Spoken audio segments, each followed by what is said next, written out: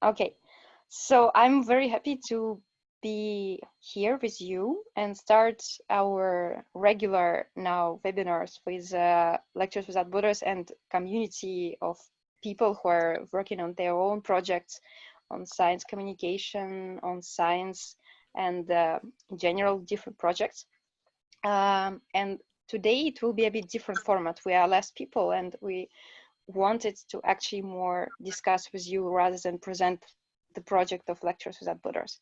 Some of you we already know from different projects, for example, like from Nepal, from Kenya, right, from from France, and some of them we don't know yet. So what we wanted, hello.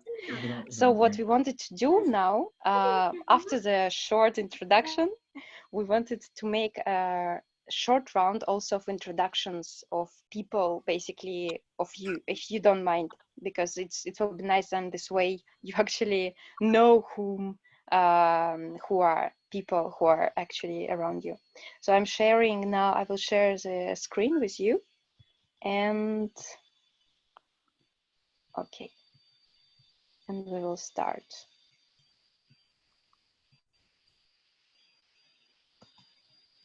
One second.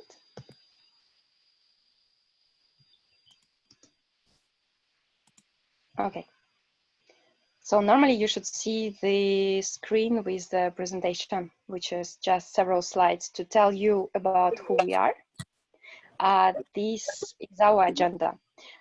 So today, after a short round of presentations, we will also have some short talks of 3 people, of Camille, Georgiy, and Eugenia, who will tell us about their own projects or like their own experiences with making online webinars or making online lectures, right? And managing communities, because with many people, we already discussed it, it's actually quite difficult to nowadays to make community to be engaged and community of people, right? Such as, for example, students, right? To be actually actively participating in webinars, for example, or actively involved in solving problems on COVID. And afterwards, if we have time, we can also make some breakout rooms and discussions in general with you. And just a few words about who we are. You can visit our website, which is now at this domain, but it will change soon. This is actually one of the first lectures which we were organizing in Nepal. So Saroy, who is here, also, and Daniele, who was visiting this amazing country, you may actually know this school. I don't remember the Nepali name of it, but there we managed to basically to discover more of this country and culture of this by visiting some of the schools. People were really open. And afterwards, we decided that we could try to scale this for other countries. And it was also happening in Kenya, like here. So Johansson maybe can tell more. It was happening in other countries, in South America also. And Eugenia can share more about webinars she was organizing in Argentina with her own project. And we also really like to collaborate. So actually one of the idea of these webinars is really to be able to collaborate with different projects and not to just do everything with a kind of the name, only our name on this. This is the main goal, to make it actually collaborative. So who we have many people. So here we have the photograph from Nepal, from Kenya, from France, and some of the people with whom we work, they actually start, most of them, they have their own projects, their own science communication. That was actually a photo of people before COVID. Now we also turned to more online education, and we will discuss more today about these online communities. Because online communities and online lectures, as we all know, it's a bit different. And even if you know how to make lectures online, it doesn't mean that it's easy to make them as interactive. And last weeks, we had several really nice lectures, which I also participated to. They were in different languages, at least 3 of them, like 3 languages at least. Like one of them was with Ilya, who is not here today. He was working and doing it about mathematics. Another lecture was it was more about climate, and other lectures, they were about earth science, and Georgiy can tell us more about that. And it gave us a lot of food for thoughts also about how to improve it or what are the difficulties. And it was not so easy to understand what would be the benefits actually to make it, to continue it, right? To make it follow up. That's these lectures. So one thing actually also that some of these lectures, if if teachers or professors agree, we also record them and we put them online to YouTube. So Saroy or anyone who have interest in visiting these lectures in English, we have some of them. You can also go there to the YouTube. So we will have now 3 topics to discuss and to present. So the first presentation, it will be the making lectures for international students. So for example, if I'm from Asia and I make lectures to European students, I renamed this session actually because this was the one for community management rather than the international lectures management. And this one is the first presentation which I wanted to ask Camille to present her project.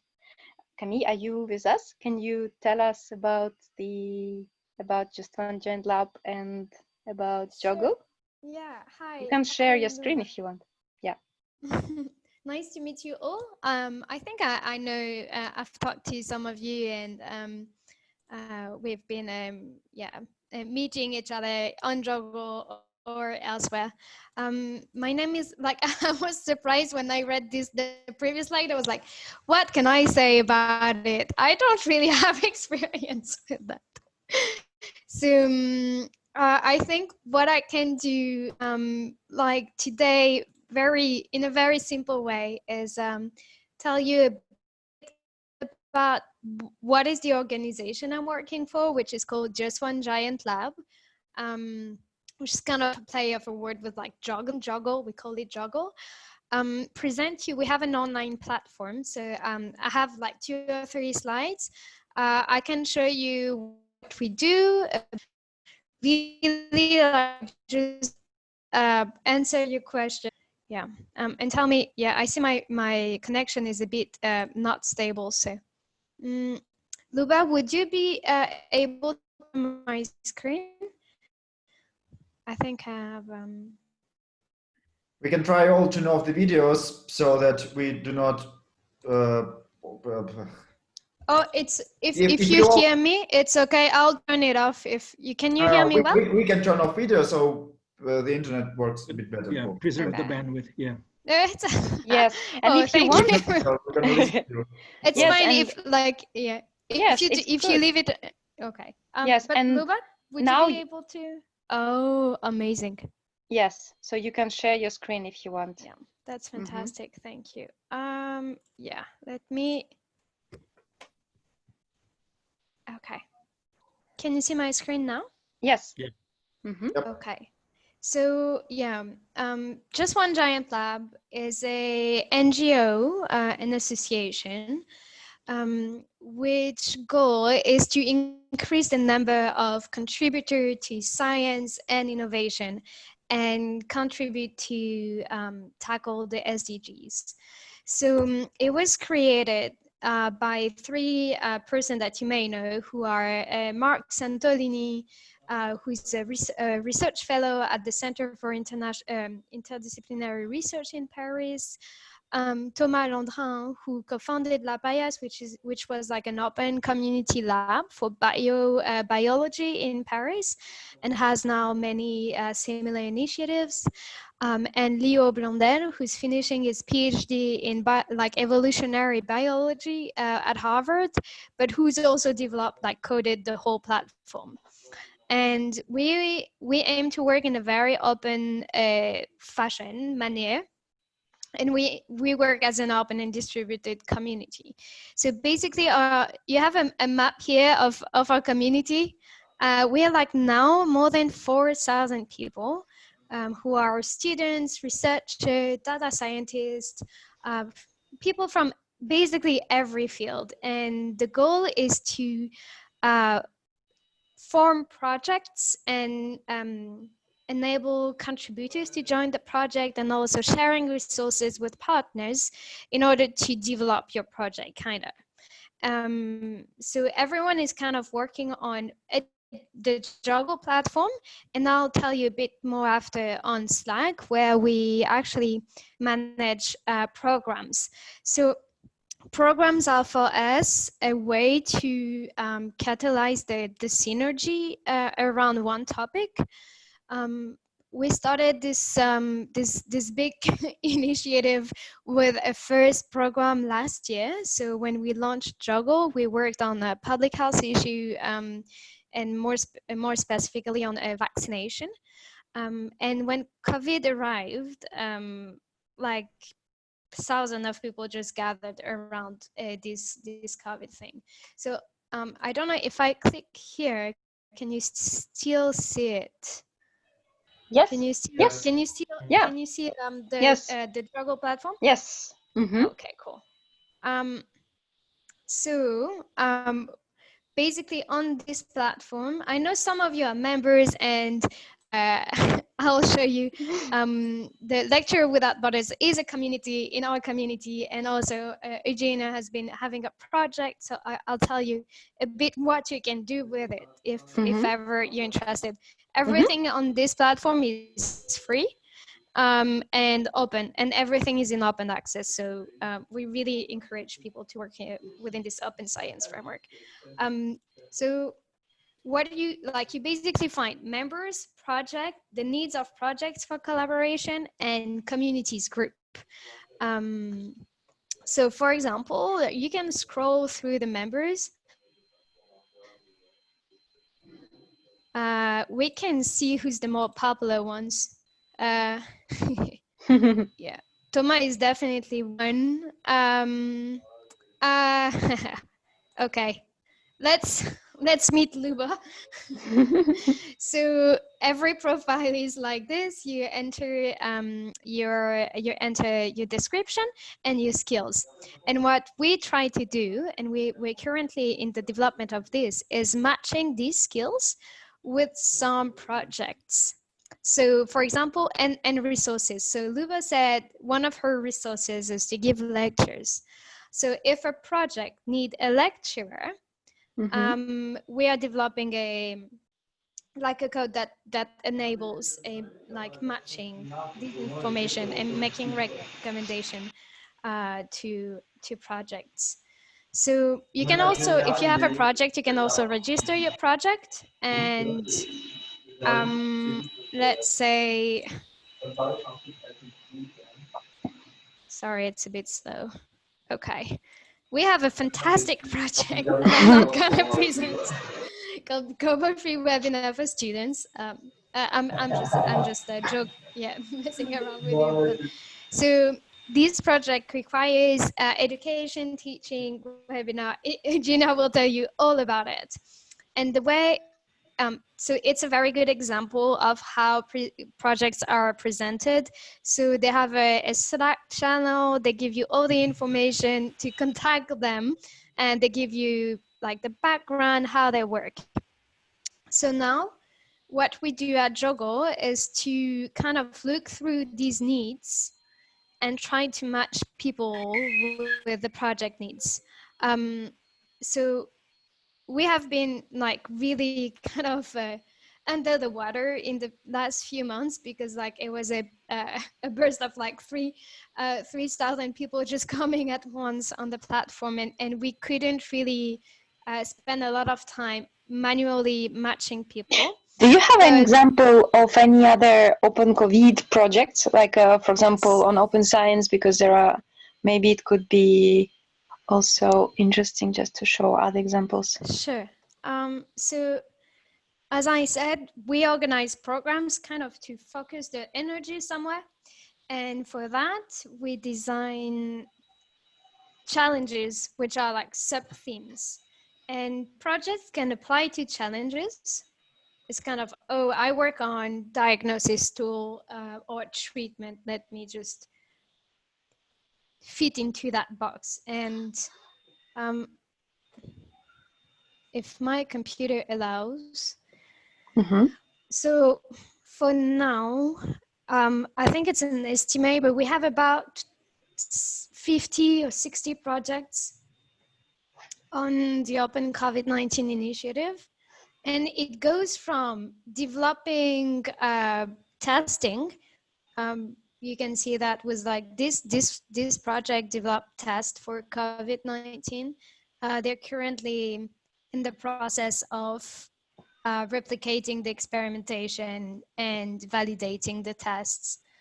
And you have other projects such as, oops, it just varies a lot. You have a lot of project develop apps. One of the projects developed an app where you cough in your phone, and then the app kind of recognize due to the cough sound whether or not you have COVID. It's this one. So the applications are very broad. Yeah. Great.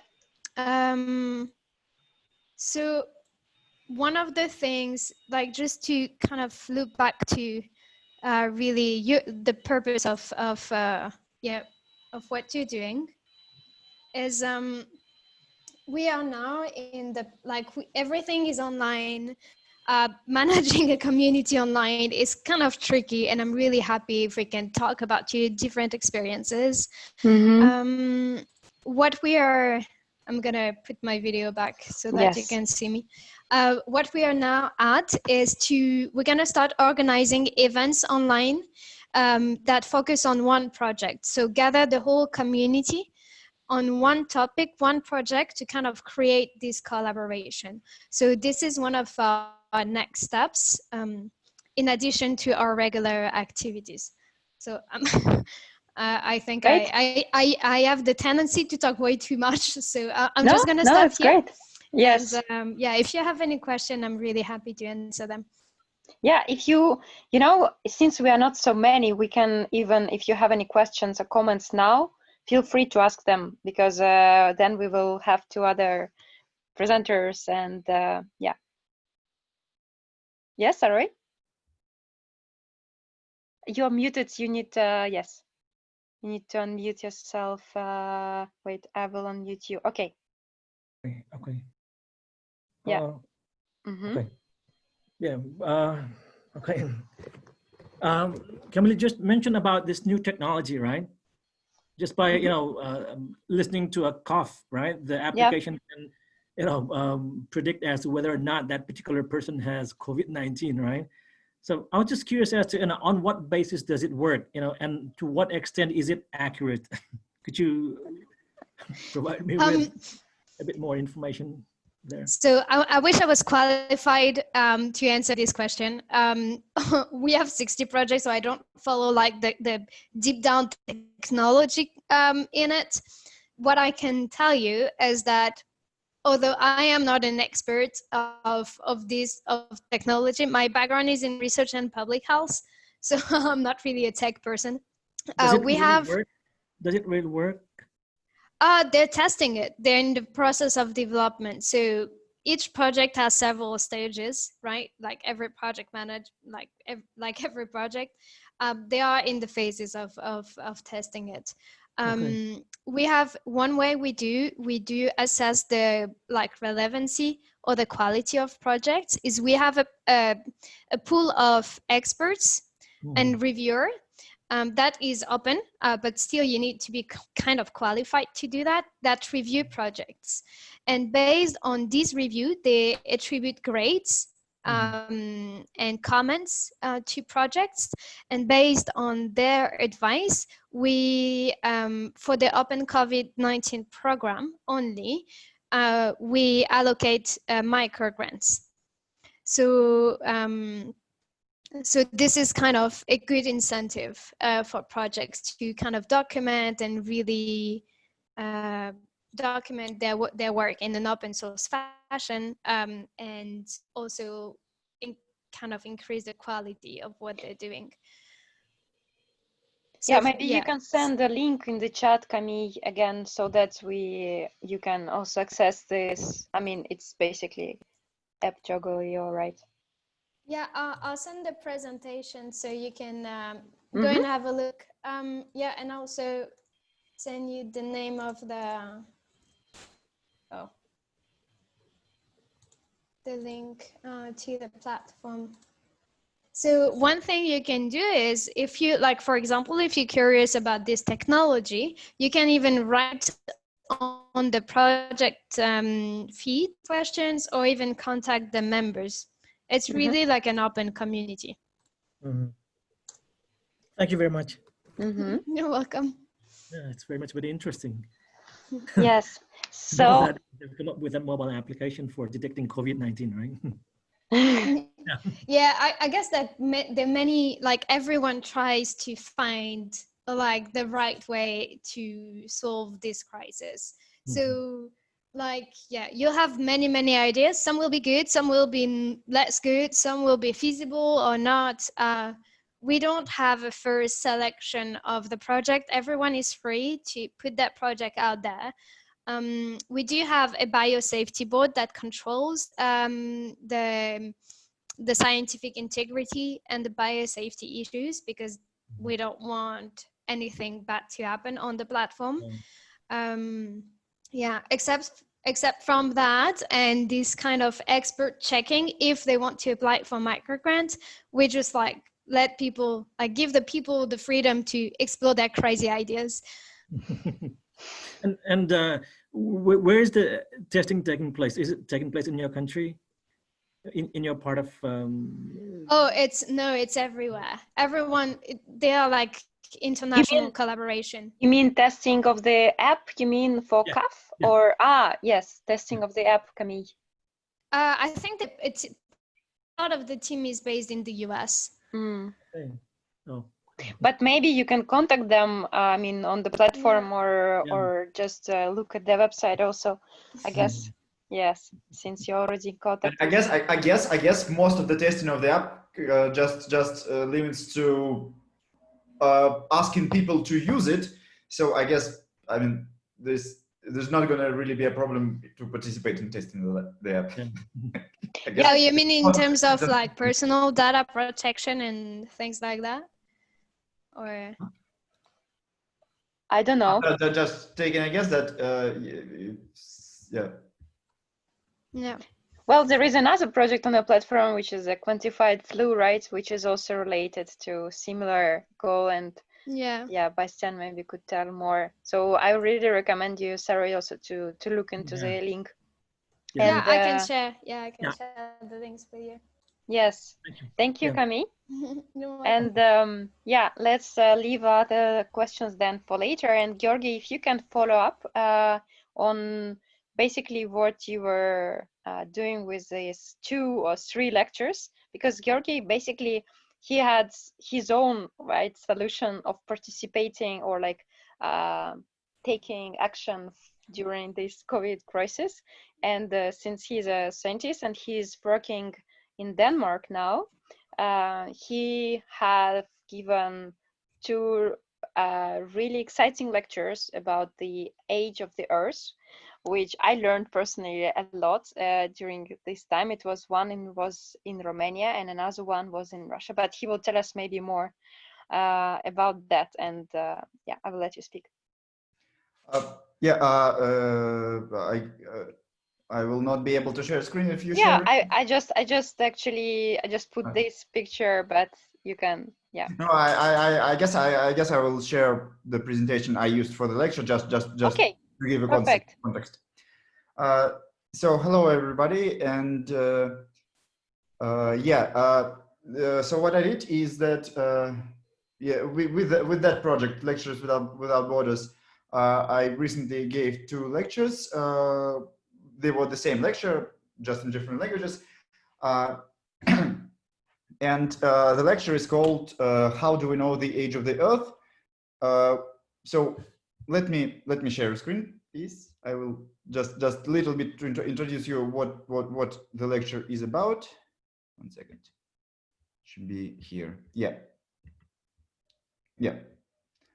So in general, the lecture just goes like I'm using the case of age of the Earth to introduce basics from many different planetary sciences. So I talk a little bit about isotope chronology and how does that work, how in general we date things using isotopes and that part.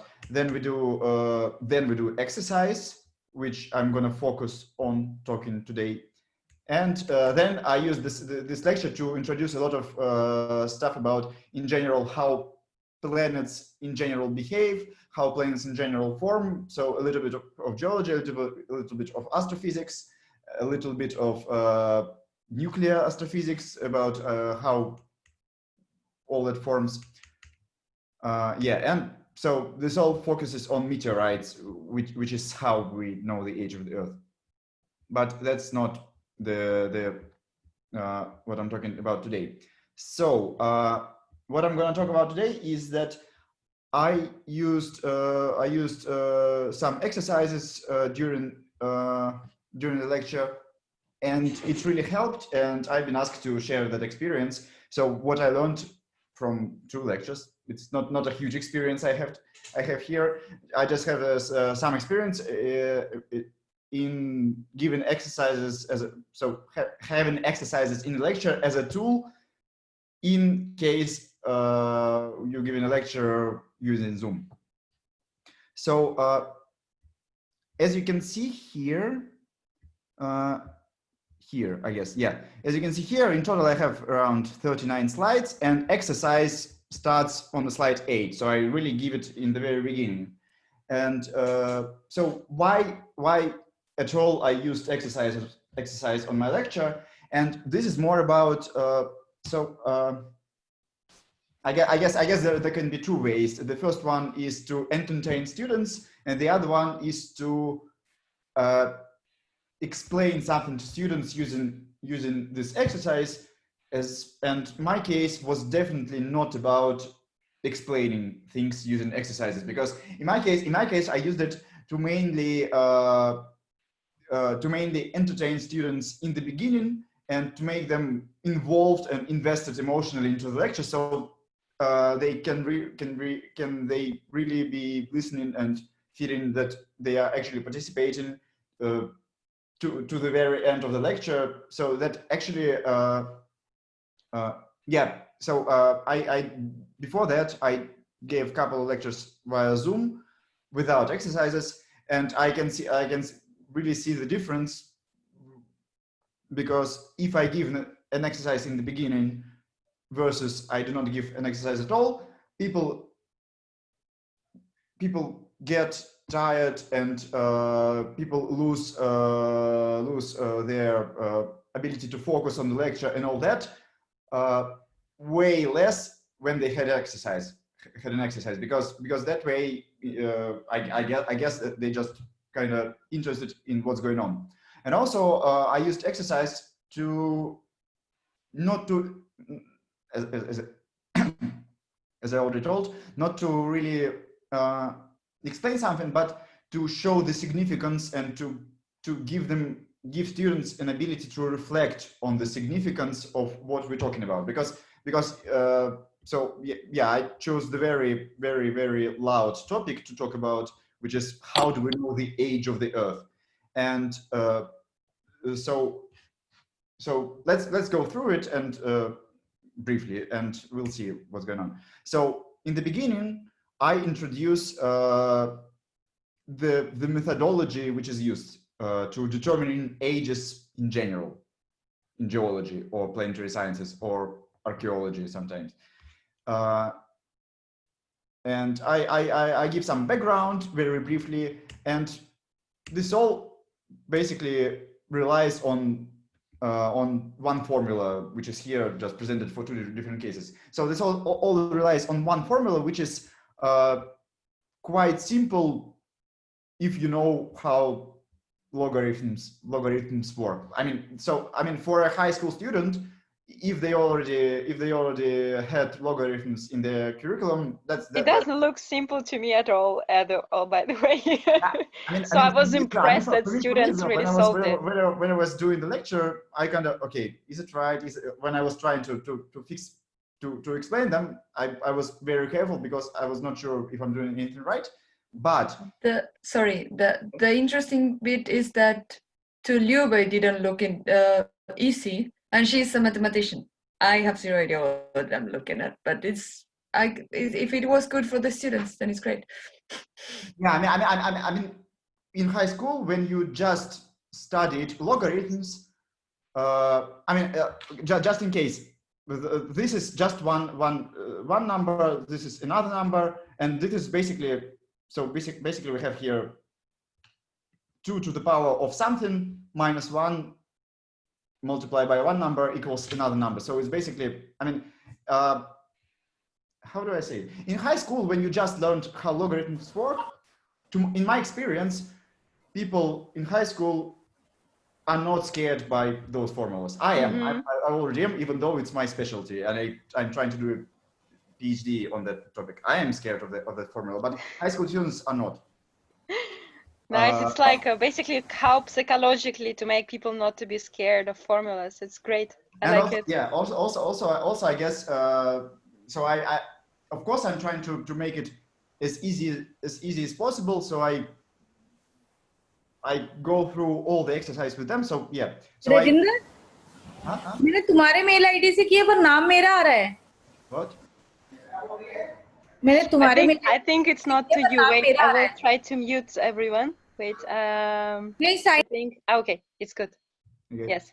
Sorry. So then I go to the exercise itself, and what I give them there is actual data from an actual paper, and actual data from an actual paper, which you can see on the right side of the table. I actually cut it so that they do not know answers. And basically, what we did is that I told them, okay, guys, now you can choose one of the lines, and you will need one column, one value from one column from the whole table, and just apply some formula to that, and we'll see what age do you get. And then people usually do get correct answers for the exercise. That's important to know. So they get some ages, something like 4 billion years ago or something like that, and then we discuss what. So we have something like, I don't know, 5, 10 ages, because depends on how many people actually participate in that and all that. Yeah, we get something like that, and then we discuss what's going on, what that means, and it really helps to build up on that in the end of the lecture. So yeah, and then of course I give them the answer, and yeah, so it really helps to emphasize the significance of what we're talking about, because this is one of the key papers in terms of so this is they dated the oldest known material which formed on Earth. We have the only thing more ancient that we have on Earth is meteorites, which fall from the space. But here they have dated the oldest stuff that we have on Earth, and it really, when they do that, it seems to me they can understand the significance better, rather than when I just tell them, hey guys, you know, the oldest grain crystal on Earth is like 4 billion years ago. It's different. So what did I observe during those exercises? I have notes on another computer. So if I'm going to do this kind of exercise, trying to entertain people and not to educate, let's put it clear. Yeah, so what did I observe? That 15 minutes exercise in the beginning, and we have a kind of default onboarding that we cannot already have. Okay, I get it. Works pretty good. 15 minutes exercise in the beginning works pretty good. It's if I give them really something really simple and go through it with them together, it's really So once you have that, that means that you don't think of onboarding on a project where you never. Yes. Some noise. Yes. From me or from? I don't know. I don't know. Is it? Yeah, yes, from you. Sorry, because it worked. Okay. Yeah. So 15 minutes is actually enough, and if I explain to them in 5 minutes what they need to do, give them 5 minutes to work on it, and then in 5 minutes we discuss what they did, that's actually usually enough. Also, yeah, as I said, in the beginning, it's very helps with keeping their attention on you afterwards. And also the problems here, which I noticed, so there are two issues which needs to be addressed, in which I wasn't successful. The first one is that in Zoom for high school students, it's usually very non-inclusive for those students who has worse computers, or who even attending the lecture using smartphone or tablet, something like that. And second one is that also, if I do not have a tablet, then it's really hard to, for example, derive mathematics during the lecture. And so with the first one, I actually don't know what to do when some of the students are not able to participate in the to the full extent in the lecture, but some are able. But I always try to talk to students who try to talk. Yeah, I'm trying to talk to students who seems not to be participating, and try to encourage them to do something at least. And that's we need to think about that. And with me not having an iPad, I mean, I can. I think next time I will do that. I need to be, and that's my advice to people who will do something like that.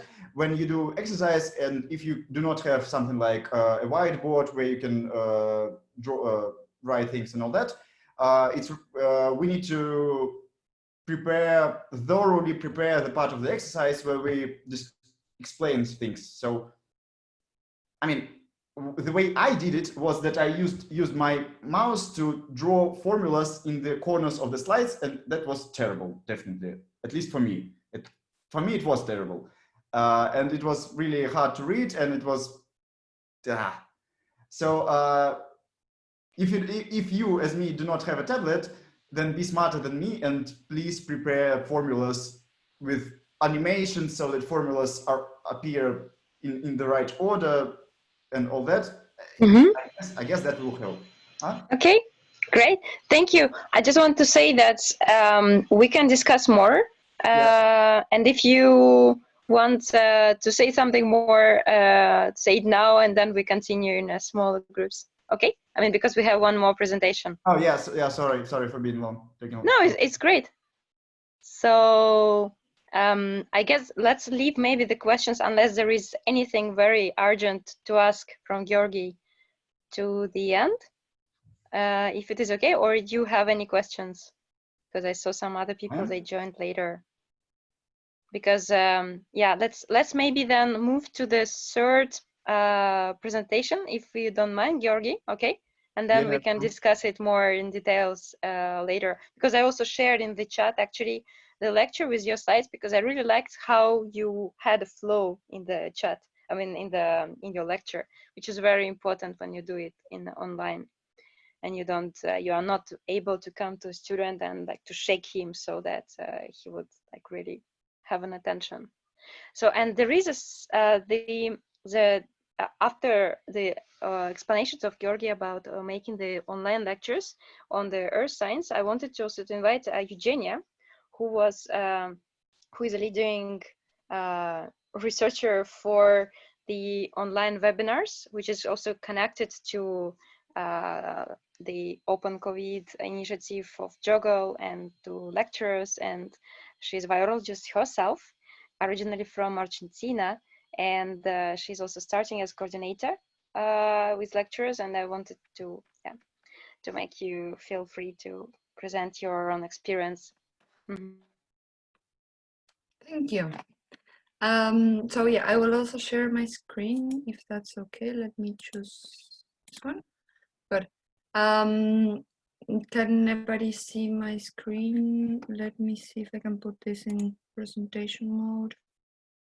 I don't know if that works or doesn't work.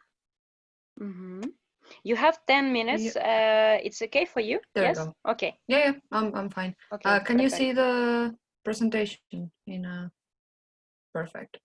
So as Camille already showed you, there's a project in Joggle in the Open COVID initiative that is called Global Free Webinars for Students. And I wanted to use this opportunity to talk a bit about not only like my experience given the webinars, but also about the webinars themselves and what they are about, because maybe it would be interesting for some of you, and then either you would be interested in collaborating as a lecturer or as an institution receiving the webinar. You can then I will show in the chat. I will share with you the link to the project in Joggle if you want to see more, like Camille already showed. This is the name of the webinar that I prepared myself. That is called "On Viruses and Viral Diseases," plus the case of COVID-19. The webinar is aimed for students that are aged from 15 to 19, depending on the institution. In general, it's either late high school or early bachelor students. And we try to adapt as much as possible to the previous knowledge of the school. We do it interactive, like we're doing this. It's in form of a call, but it is recorded so that it can also be used as video lectures.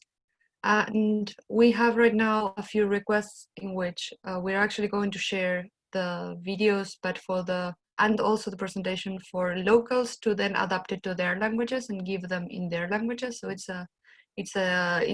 mutating over time, like the type of presentation that we're doing for some also countries that don't have video, like internet connections in their houses. We're also trying to go more into infographics and short videos that can be shared through WhatsApp or things like that, because there's a lot of countries. It happens, for example, with Congo and with Ghana, that we have specific requests of can we turn this into something short that can be shared through WhatsApp, because that is how the students receive homeworks right now. Then in general, we do between 20 and 30 minutes of a Q&A session at the end of the presentation. And well, right now it is so far available in English, Spanish, French, and English, and German. So it's being adapted to several more languages as we start receiving more volunteers of lecturers that can also give the lecture in their own languages. A bit more about what the presentation is actually about. So I said this is on viruses and viral diseases. And first of all, there's this introduction to what I call clinical virology. So it's first an introduction of what viruses are, and then on viral diseases. Then I do focus on the case of COVID-19, but actually the main part of the presentation is not specifically focused on that, because the idea of the presentation is to give the students the knowledge to then understand the current pandemic. And I structure that in 20 frequently asked questions. Why did I do this? The structuring of 20 frequently asked questions. Well, 20 because it was a round and interesting number. And it was, well, that's the 20, but the idea of organizing it around questions is because first, I found that it helps keep the pace of the presentation for myself. Also, which is related to what Georgiy just said about keeping the attention of the students. The fact that you're always going back to a question and saying, okay, well, now we're going to talk about what viruses are, now we're going to talk about what do they infect, and then one question always leads to the next one. And then like that, you also keep their attention. And then finally, it also helps organizing ideas, both for myself and for the students. That's why I chose the 20 questions. And I'm just very briefly going to present what the 20 questions are. The first one is the obvious one, what is a virus? Depending on the school or the university and the previous knowledge of the students, I might go into more or less detail.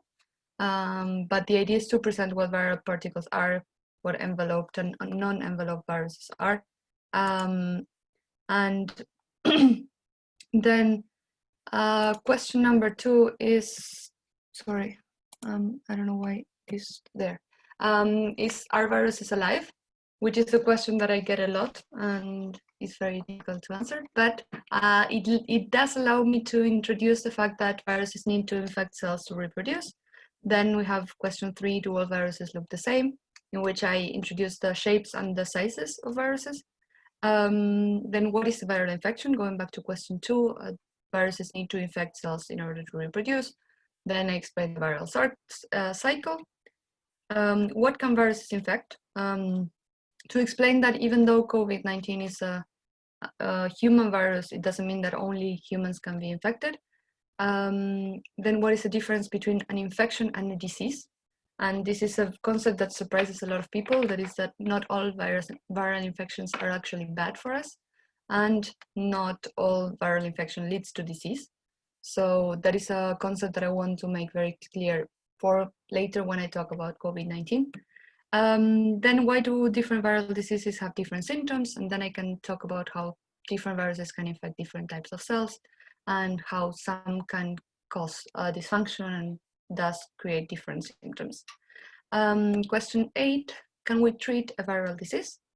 Then I talk about what actually the word treatment means. Can we cure a viral disease? I compare the natural clearance of the virus, which is the body curing itself, to the aided clearance of the virus, and that allows me to introduce what types of molecules we could use for that. And finally, can we prevent a viral disease? That can also allow me to present the molecules that help us prevent a disease. Then the molecules would be on one side these antiviral drugs. So I present what antiviral drugs are. And finally, what are vaccines, which is the other type of, let's say, molecule that could be used for what I talked about in the previous questions. How vaccines are developed.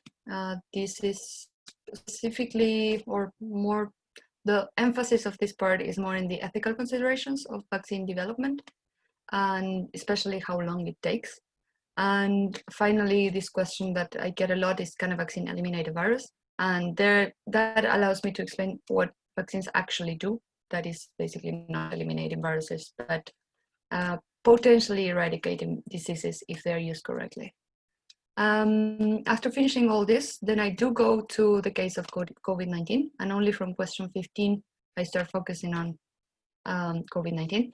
So first of all is presenting the virus that causes the disease, calling it by its name and comparing it with what I already said of what types of viruses there are, what size of virus, like reintegrating all the knowledge that they already acquired earlier. What do we know about the virus? And then I go more into detail which types of cells it can infect and why it causes, like why does the disease present the symptoms it presents because of the virus and how it infects. Then I use the word pandemic, to explain also a bit what epidemiology is and why it's not only about the number of cases, but also the distribution of cases and how these things can affect a disease. Then I go to the treatment, if there is any treatment right now and what treatments are being used around the world. This is very briefly that I presented. Question 19, shall we expect a vaccine soon? There I go again into the ethical concerns about this accelerated development of vaccines that we're seeing right now. And the final question is, what can we do in the meantime? Like, we don't have any specific treatment or any vaccine. What can we do is basically like how to prevent the spread of the virus. So that is how the talk is organized or done. When I organize the viruses, the webinars, I don't organize viruses. When I organize the webinars, it is mostly via a request from schools. So I am sharing, and Lectures Without Borders is sharing a lot, and Georgiy is also doing a very good job in sharing in their social media that we are doing this. And then we have the links that I will also post here in the chat if anybody wants to request a webinar. Then we organize a meeting with the people from the institution to let's say set a date, but to also tune a bit the content of the webinar if needed. and decide on a platform that would be used. Then the school is the one that invites the students. The idea is that the students, the participation of the students is optional, so that they can register with the school if they want to participate. Then we do the webinar, and then we get feedback from the school, from the scientists that gave the webinar, and from the students, so that then we can evaluate how useful they found the webinar, how well organized they found the webinar, if it was a school, and etc. I mentioned here platforms that we use so far. I used Zoom, Google Meet, and Jitsi, and I would say by far I preferred Zoom, because the other two, well, Google Meet presented a few problems, especially in recording. I couldn't really record the session when we were doing it in Google Meet, and then Jitsi was mostly because of the amount of people that could join, and then it was not allowing people to join, and it was a problem. So right now I will share with you the webinar request form and the scientist volunteering form that I mentioned. And with that, I thank you very much for your attention. And I think that's it. Thank you so much.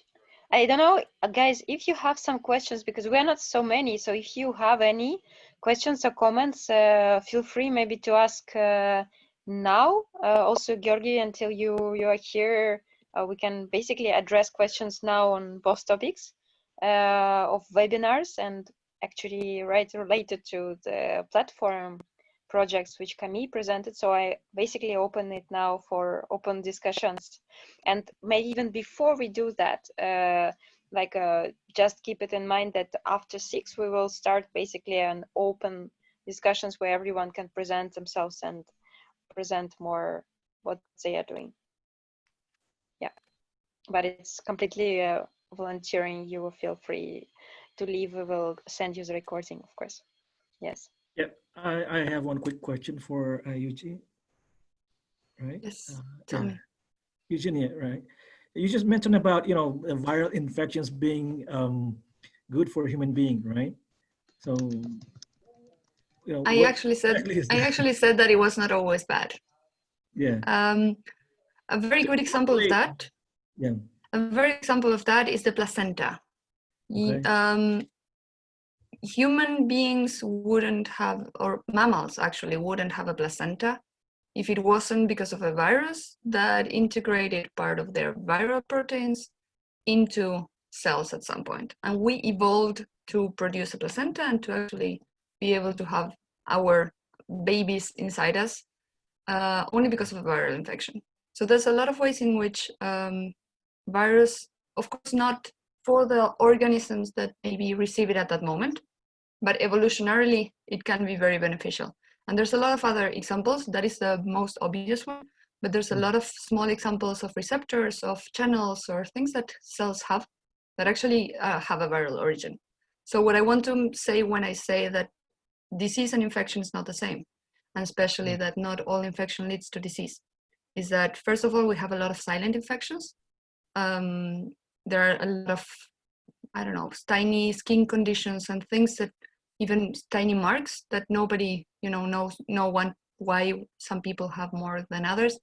And most of it is just different types of viruses in the skin. Then we have thousands of cells that are being infected all the time that are completely silent because that infection doesn't really lead to any dysfunction in the cell, in which case you will never know. Then you have a lot of latent infections that's just so tiny, the amount of virus that you produce, that doesn't really cause any problem. And finally, you have these ones that in the end and over a couple of generations, it can end up being beneficial. So that's what I meant. And only when the virus starts causing a dysfunction is when it creates a disease. Okay. Yeah, that's very informative. Thank you. Yes, and if you have any also information which you would like to share, Eugenia, there is the webpage from Georgiy, and we also have it on lecturers' website. But if you want to share any links, like I see Artur also shared some links on this science. Can you tell us more about it, Artur? Actually, is it a question?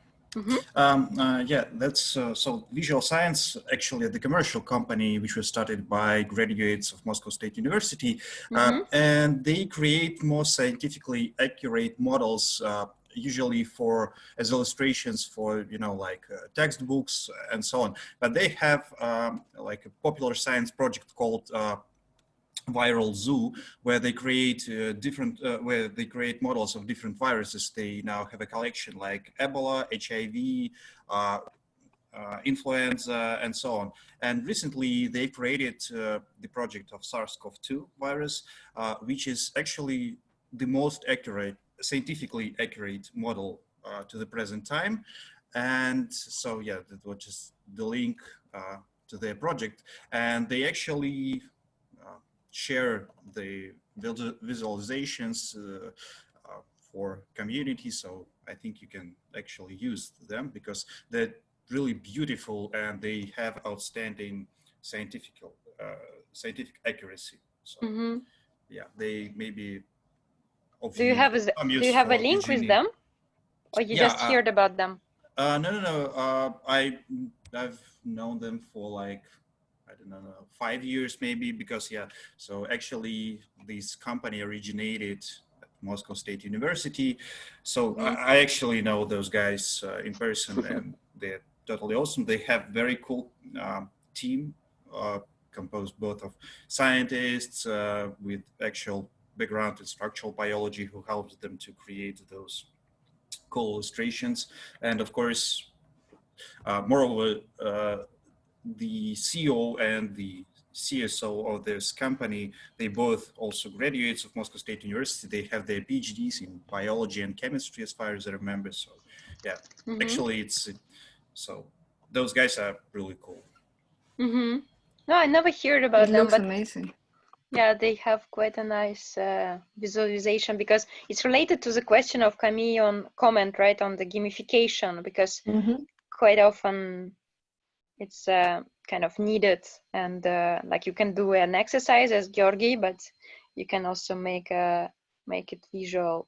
And yeah, They also started to create some you know, AR and VR projects based on their work. So but of course they're the commercial company from the beginning, so most of their illustrations projects, they are made for schools, textbooks, commercial companies who buy, you know, their works and so on. But still they share some of their projects online, so you also can use them in different lectures. For example, I use a lot of the illustrations of viruses in my own lectures. So. And can you also tell us more about yourself now, since it's almost 6 now? We can start more informal discussions. And I know that Georgiy already left. He needed to leave at 6 p.m. sharp. But maybe we can just make a quick round of those who can stay. And I saw that Vera also joined from Norway. And maybe you can start, Artur, just to tell us who you are. Yeah, hello everyone again. So my name is Darfur. I'm a PhD in bioinformatics. So I work. Most of the time I deal with structures of biomolecules, something related to drug discovery, and so on. But yeah, actually I'm at Lomonosov Moscow State University, and at this current time I'm an associate dean for online learning at Faculty of Bioengineering and Bioinformatics, Moscow State University. So I do not have a lot of time for science. I now most of the time concentrated on some different stuff regarding online education, and which may be of some interest for you, because we also have our own platform for online education called, so it basically Big Blue Button, but it's our own server, and we can host different events. So I think we can handle like several hundred people maybe, and we actually host some prof orientation lectures, so for the project of friends of mine, and yeah, so if you're interested in Big Blue Button, you can contact me. I think I can share my email. Yeah, because we were participating in the bar camp with you on science communication. but I Yeah. didn't manage So to speak. I really, so I will be glad to be helpful for you. So we really can host your event, and yeah. Also, I participate in different science communication events and so on because as a lecturer, because yeah, I'm a specialist in bioinformatics, a little bit about viruses and so on, since I have projects about HIV, chemical warfare, and so on. Mm-hmm. But yeah, sometimes I just help to organizers of different events because I have some expertise in video streaming, in everything connected to the online things and so on. So something like that. Yeah, Thanks. I think I'm done. Yeah. Yes, thanks a lot, Arturo, because it's really good to learn so many exciting new people actually, like in different specialists in different domains, and also interested in science communication. This is very actually impressive what you actually can learn from each other. But so I maybe would like to also present Saroy, who is also with us here from Nepal. I don't know, Saroy, if you are still with us, because it's quite late for you, right? How much time is it now for you? 10 o'clock, about to be 10 o'clock, yeah. Okay. Okay, good. So can you speak a bit about your and connection maybe with lecturers and with Daniele, who left, but he's I just saw him leaving.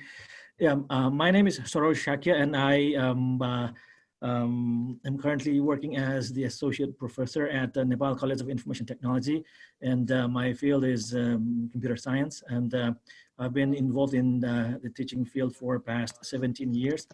I've been teaching various subjects like real-time systems and software engineering. And I am also currently working as the graduate program coordinator at Nepal College of Information Technology. And, you know, the thing is the wave, right? The COVID wave has, it has subsided in the western part of the world. I mean, especially in the Europe, right? But in our case, it's rising, right? Just today we had more than 500, cases of COVID, patients, who were seen being infected, right? And all of the educational institutions, they're not being able to conduct face-to-face classes anymore, right? So, I was just talking to,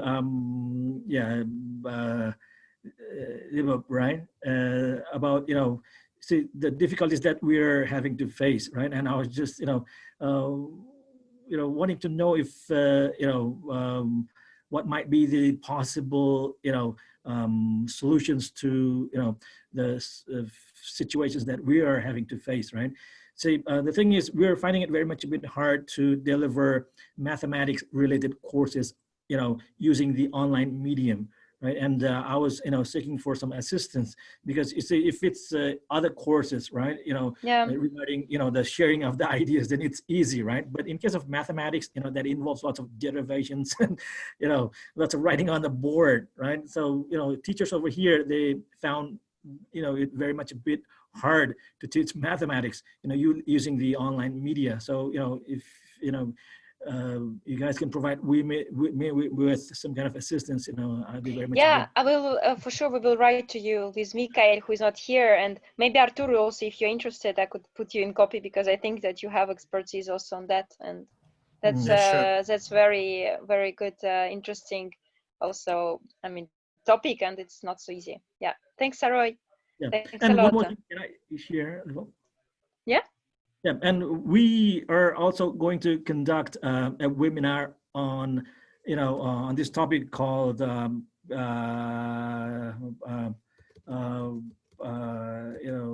dealing with, education during and after pandemic, and we'll be inviting 3, guests from Wuhan, China, right? It's the same place where, the COVID actually originated.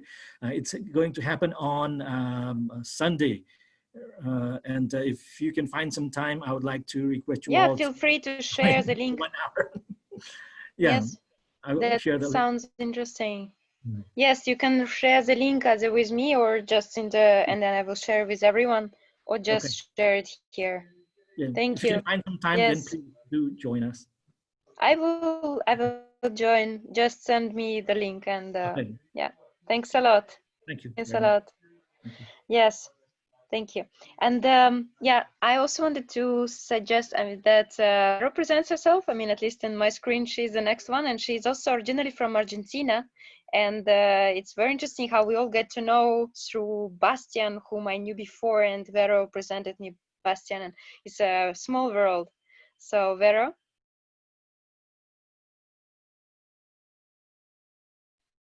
You are muted, and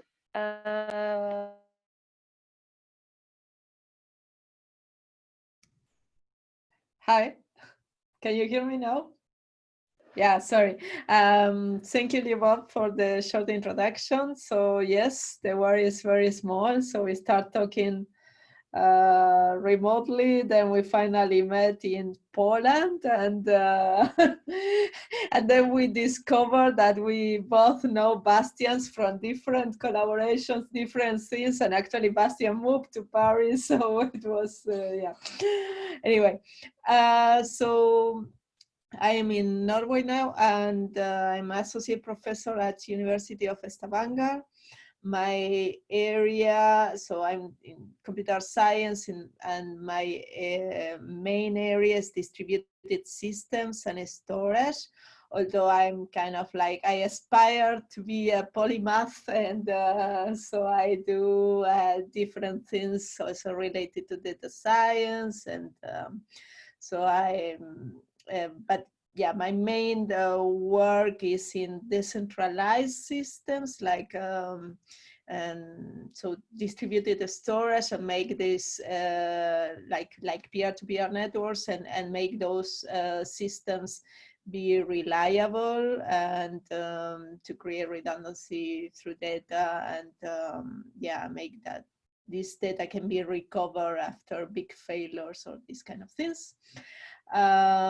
So today maybe something interesting I can share is that today we had a meeting in the university. As you see, I'm in the office now. It's still not completely open, the university. But they announced today that we will be able to come back since next week, but we have to be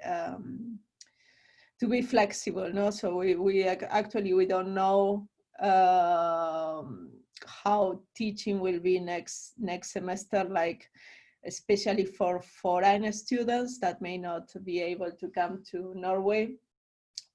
But anyway, besides that, today I learned about a project, a collaboration that the university has with African countries that is quite interesting, and goes through a couple of years. I don't know if it is a 3 or 5 years project of collaboration. what is the name of it?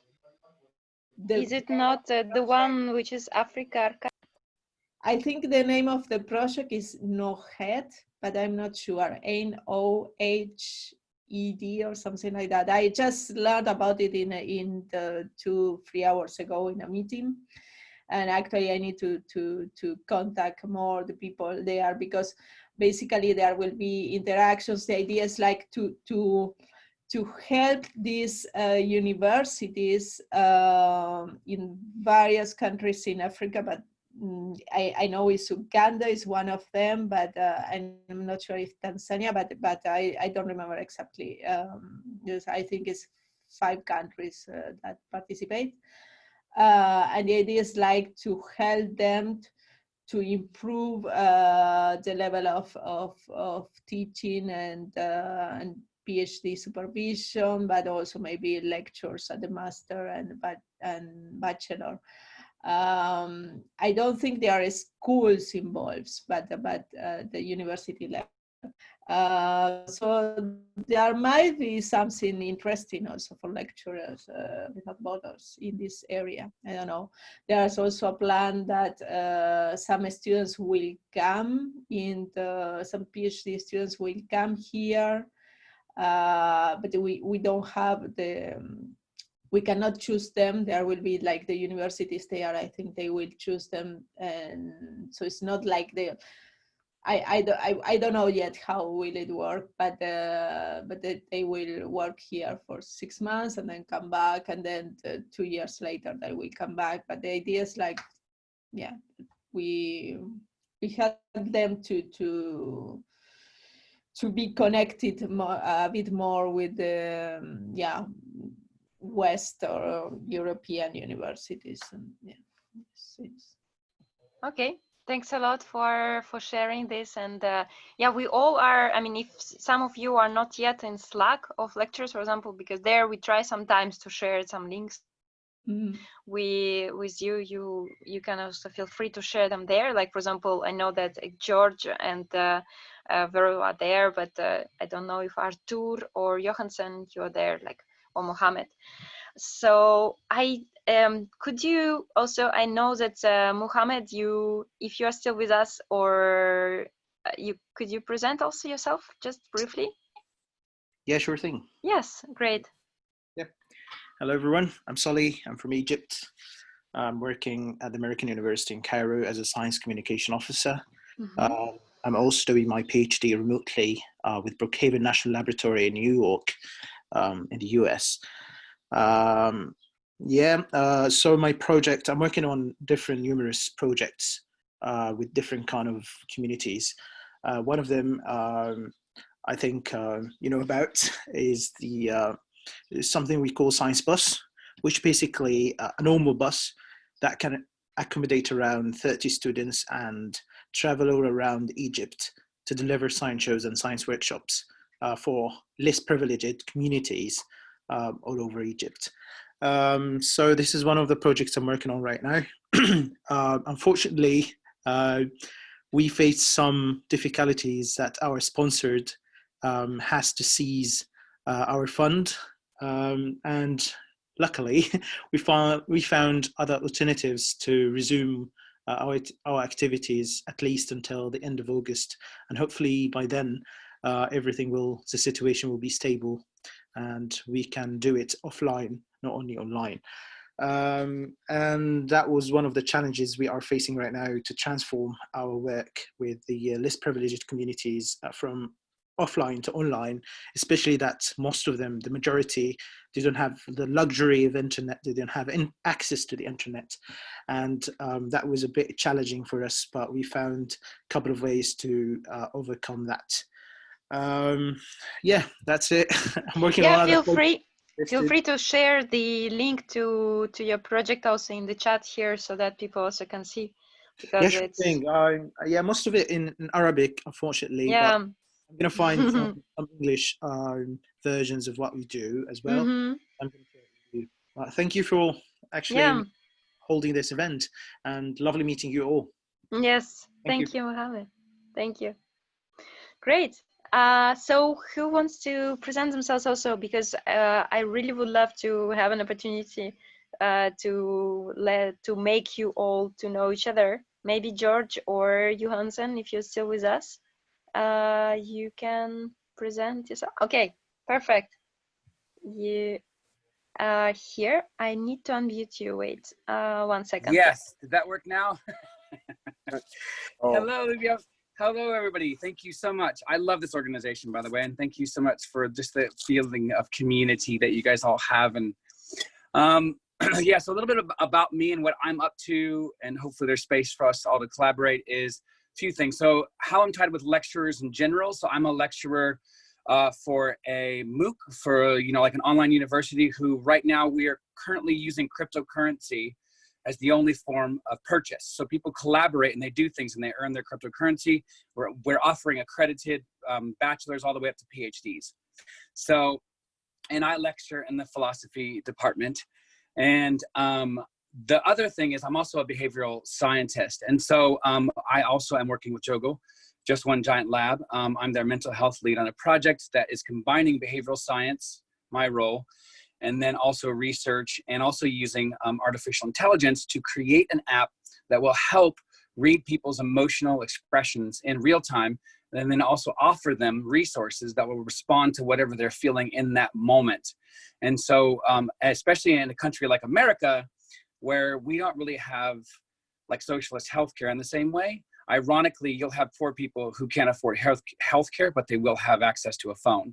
So we're trying to do two things. One of, again, just give people free access to very relevant mindfulness resources, but also mental health resources.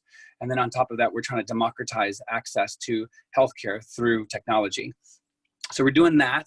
And then also as part of my company, Nudge Culture, which is, again, I go around and consult. So I've consulted the UN, Los Angeles Film Company's brands using behavioral nudge theory, which is applied behavioral science. And so I've worked with the city of Vancouver in Canada to work with using behavioral nudges to like increase kind of city cohesion, city identity, city pride, and all this kind of stuff. And so one thing that we're also doing right now in response to what's going on with the riots and protests here in America is we're actually offering a free book club. That's basically where we're exploring racism, but written by obviously Black authors who might actually end up being guest speakers on future book club episodes. And so we have 5 more spaces for that if you guys want to join in on that Yeah, I conversation. remember you shared the link, right, on Slack, I think. Yeah. Yes, yeah, and I can share that here as well. Yeah. But we have only 5 more spaces, so we have 20. And the only reason why, by the way, that we've actually limited it out, because if you have more than that, it ends up becoming a little bit muddled. And so we might try more or break off into other groups. But there's that link. And, you know, I know that there was conversation of possibly working together on understanding how behavioral nudge can even help in the educational and lecturing sector, which is great. It's a great tool. So just wanted to say hello. Thank you. Send my love to everybody here because you guys are amazing, you know, and thank you so much for all your hospitality as well. Yeah, thanks for your positivity also, George. No worries. It always impresses me how much energy you have. So it's like coffee through yes. an IV. That's what happens. Thank you. Thank you. Thank you.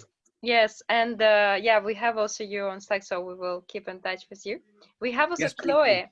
Yes, we have also Chloe here. Can you also briefly present yourself? Of course. So hi, everybody. This is actually my first time hearing about you all. I must confess that I'm not sure how I heard about you, but I thought that what you're doing is incredibly interesting. So I'm a neuroscientist and I did my PhD in Paris, France.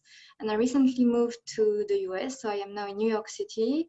And I'm working in nutrition, so I'm mostly focusing on eating disorders and trying to understand if we can actually discuss about food addiction and try to understand how nutrients and what we eat can affect our neurons and things like that. So that's my field.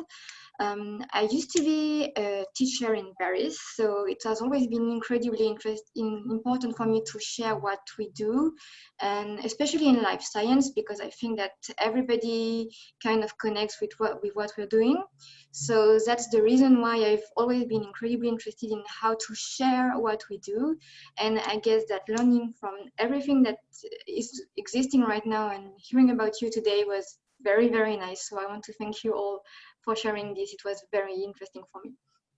And so if there is anything that I can join and participate in, I would be very happy to do so. Yeah, I mean, after this, the webinar, we will also share with you some links, for example, at least those ones which Mohammed and George and yes, some of you shared, Artur shared, so we will try to keep in touch with you. It's not really fast that it's working, like to reconnect the community, but we promise that we will try to follow up. Yes, so thank you for joining. Yes. Yeah. Yes. Chloe, yeah. sorry, I will contact you now. I will send you something to contact us and then maybe discuss the possibility of you talking or working with lecturers a bit more if you're interested. Thank you. Great. Yes. Thank you. So I see also Anna here with us, Anna Balatel, or I don't know if you're on mute because I know that you're always having many different things in parallel. But maybe until then, Johansson, maybe if you're still with us, can you present yourself? Because we got to know to each other through Falling Walls. It's this big network also of people. Yes, feel free to. Oh, can you hear me? Yeah, okay, great. So my name is Johansson Obanda. I come from Kenya, and I work with two different projects. That is Pint of Science Kenya and Africa Archive. So yeah, great. So I got to meet Lee Bob in Falling Walls recently, and yeah, and so I got to engage also with Falling Walls because of science engagement activities we do here in Kenya through Pint of Science in Kenya. So with the two engagements we're having, Africa Archive helping with the managing the community and holding weekly community calls on Jitsi, where we basically talk about open access issues and also currently about COVID-19 in Africa. So we'll be talking about Africa's response to COVID-19 and also the publication journey of African researchers. So should they publish in African journals or high impact journals abroad? Yeah, and just creating a great, improving the ecosystem of research in Africa and also publication in Africa.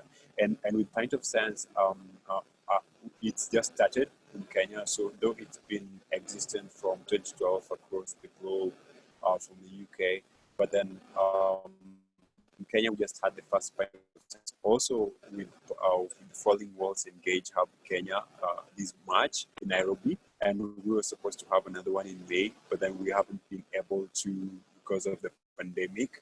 So currently we are as a team studying also through webinar sessions on science communication and engagement so that we can be able to hold webinar sessions effectively about different science topics. Yeah, and so currently we are just having joint webinar sessions with other Pint of Science, because now you're not because now you're not allowed, right, to have Pint of Science because of the restaurants are closed, right? So, or is it allowed? Yeah,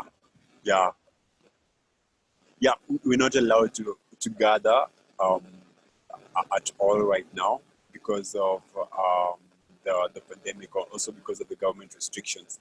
So currently we're trying to figure out, we might lose most of the people we need to reach out to because our target especially is the indigenous communities or indigenous people groups. So we can share knowledge between them, especially about indigenous medicine, so African medicine. We still widely practice in Kenya. And then there's also the Western medicine or the modern medicine. So knowledge exchange between those is, can be really important. And so, but the challenge thing is that those communities don't have access to internet or devices that can connect them to the internet. Okay, so how we plan to do it is having downloadable podcast sessions that they can use or that they can listen to and then get to disseminate or demystify science topics. Also, we're having it as challenge driven. So we tackle a range of topics that are facing our community directly, including flooding, for example, climate change, and also the COVID-19 crisis at the moment, mental health, and also racism as a science. So, so it's all a lot of stuff we do, and I've been in Lectures Without Borders for some while now. I think from last year or the beginning of this year, on Slack, and it's interesting. It's an open community, and yeah, and I like what you do, and I'm finding it also as very resourceful. So I get to have some of the tips propagated with whatever work I do here in Kenya with Point of Science, and also with Africa Archive. Yeah, great, thank you. And also, sorry, my background is biochemistry. My biochemistry. I finished my bachelor's, and maybe for masters I plan to do medical phytochemistry. Yeah, thank you. Thank you, Hansan. Yes, it's really good to see so various backgrounds here. So, and we already have also links actually with what you're doing through Africa Archive. And if you're more interested to learn about that, you can feel free also to find it either on Joggle or just Google search for Africa Archive. It's also a really interesting project. I like it. And we have 2 more people who didn't present themselves, but I don't know if you're still with us, Deepti Thakur and Rajendra. Do you want to? Yeah, okay, perfect. Hello all. Hello, everyone. How's everything? Why not? I'm able to see myself. Okay. Well, I'm Dr. Deepti Thakur. Can you hear me all? Okay. Whether I'm able to see it. Just start. Okay. It seems like I'm seeing somewhere else, not in the camera, right? Yes, but it's fine. We see you. We see you. Okay. Well, I'm Dr. Deepti Thakur, and I'm Indian, but working in Oman. I'm working in College of Applied Sciences, Sohar, Oman, and it is coming under Ministry of Higher Education. And my specialization is mathematics, and I have more than 18 years of teaching experience. And I'm also an ambassador to Oman in Committee for Women in Mathematics, which is a committee committee of the IMU, International Mathematical Union, and it is actually this union is it is working on the issues related to women in mathematics worldwide. So I'm the ambassador to Oman in this. I just want to tell you one more thing, that actually I'm not the member of Lecturers Without Border, but I got to know from my husband, Dr. Rajinder Sharma. So immediately he told me today, and then I said, no, I also want to join. So he said, yes, why not? So sorry for this, that I mean, I didn't have, I'm not the member, but no, but you know, if you already have an intention, it's great, and we will find a way how to collaborate and do something together. So that's how we try to really work. Nice. Yeah, it's so really nice. Feel free to reach us out. Our science engagement basically programs, they are now managed by also Anastasia, who is not here, but we can always put you in contact with her, so that she, for example, can also understand with whom, right, exactly, and can make a lecture together or maybe series of lectures. That's how we try, right, to make it sorted out, the collaboration, so that we don't just promise that we will arrange a lecture for you, or not promise that we will start to collaborate, but we also follow up on that. So I'm going also to. That's very good. To write. In fact, I'm also planning. I'm also planning to conduct an webinar on this issues of women in mathematics very soon, and then whenever these things are finalized, I will definitely contact you all. I mean, contact ladies is. Please feel free to contact. Yes, yeah. No, but feel free to write to us, and I think Anastasia also would be happy to learn more about this lecture. Okay. So yeah. Thank you. Thank you. Yes. So Rajendra is he's here, right? Or yeah. Okay. Okay, great. Yes, not so loud, but it's okay. Okay.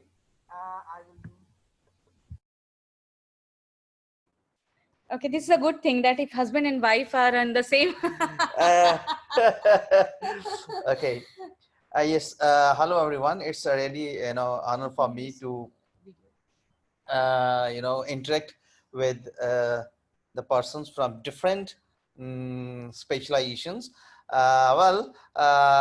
Myself, Dr. Rajendra, as everybody knows, I am PhD in mathematics with the specialization in non-linear analysis.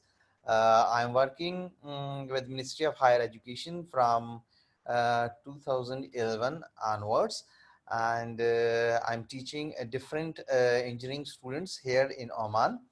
And my experience during this COVID-19 pandemic is you can say that good, because it's a different experience, because we have to record a lecture and then we have to upload it using different electronic tools, whether it is in by YouTube or by Blackboard, and then we have to then listen to the queries from the students. As you know that mathematics, it is little bit difficult, and when you are throwing all the things online and without having your presence. Basically this time when I recorded the lectures, I just hide myself and just keep on explaining the things. Now already in Oman, the spring semester is over. We already done with the exams, and again I don't know what will be the situation, because cases are now increasing, showing the increasing trend. So I'm thinking of again recording the lectures, but this time I'm thinking of adding some animation also into the lecture, so that the lectures becomes more interesting for the students, and I will see what else I can do to make the lectures more interesting.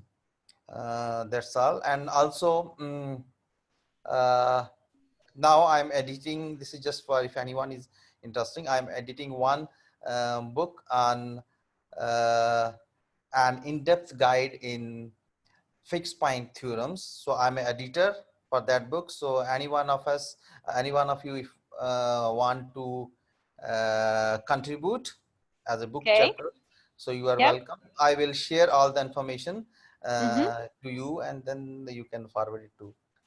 Yes, please feel free to share it in the slides. Sure, I will. Yes, I will in share the because I will I will collect that and share it with all you in the chat, or later also in the email. Yeah. So thank you. Thank you so much. So that's all about me. Thank you very much. So thank you a lot. And you will also receive. I will send my more recordings, video lectures to you soon. Yes. Days, okay. Yeah. Anastasia will contact you back then. Yes. Thank you very okay. much. Thank you very much. Bye. Yes. Then see you. Yes, and Artur, I also will follow up on things which I promised, and because we just discussed with Sarah also about the kind of possible issues, not issues, but more like solutions which we could make for online math or like computer science webinars. So I will send you that link also. Yes. So thank you everyone, and we will probably close now because it has been already 1.5 hours. So thanks a lot for your patience, and yes, it was good to see you, and yeah, see you next time probably.